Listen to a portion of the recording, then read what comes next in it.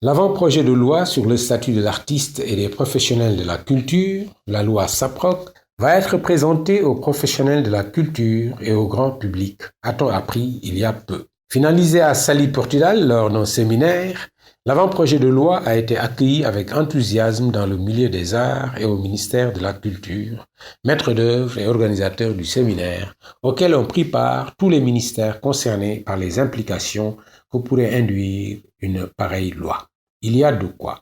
La précarité dans laquelle vivent les artistes chez nous prend parfois des allures insupportables. C'est, par exemple, quand, frappé de vieillesse, de maladie ou des deux, un artiste plasticien, un musicien ou autre qui nous a fait rêver ne peut trouver les moyens de se prendre en charge dignement.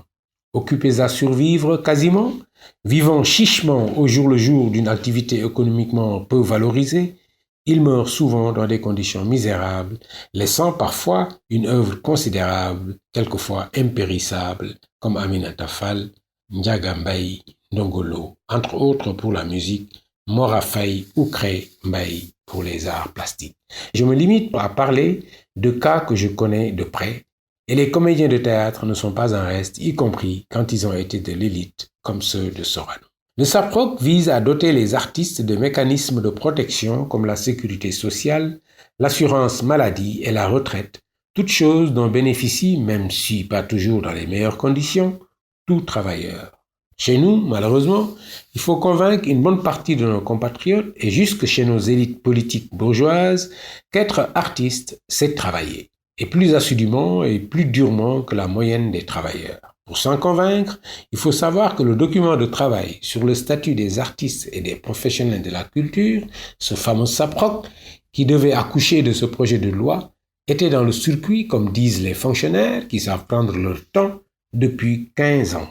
Mais on ne va pas faire la fine bouche. On va saluer l'initiative du nouveau ministre de la Culture et l'encourager dans la direction prise. Un grand pas, même si les obstacles qui demeurent peuvent paraître gigantesques. Que cet avant-projet de loi passe projet de loi devant le Conseil des ministres ne doit pas poser de problème au niveau de la volonté politique. C'est sur les plans techniques et humains qu'on s'interroge. Faut-il négocier par arrêté ou décret l'entrée des artistes dans les structures que sont la CSS, Caisse de sécurité sociale, pour les risques professionnels et les accidents du travail, l'IPRES pour la retraite, les IPM pour la maladie? Avec quelles modalités pour les cotisations et quel mécanisme de jouissance des prestations pour les bénéficiaires artistes? Comment appliquer un régime social identique ou avec quelle différence et pourquoi à un cinéaste d'une part et un danseur d'autre part? Quelle résistance administrative de la part des institutions sociales va-t-il falloir surmonter? Les interrogations sont multiples et la complexité de la question ne s'arrête pas, bien sûr, à ces considérations-là. Mais cette chronique ne peut prétendre faire le tour de cette affaire. Ce n'est d'ailleurs pas son objet.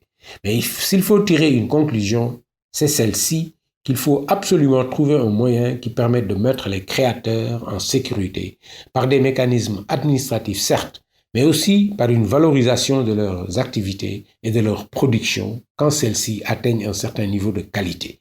Et ça, il n'y a que l'État qui peut, c'est d'ailleurs son devoir, en être le garant pour en imposer la pratique, même aux collectionneurs privés, aux producteurs dans divers domaines et au public amateur d'art.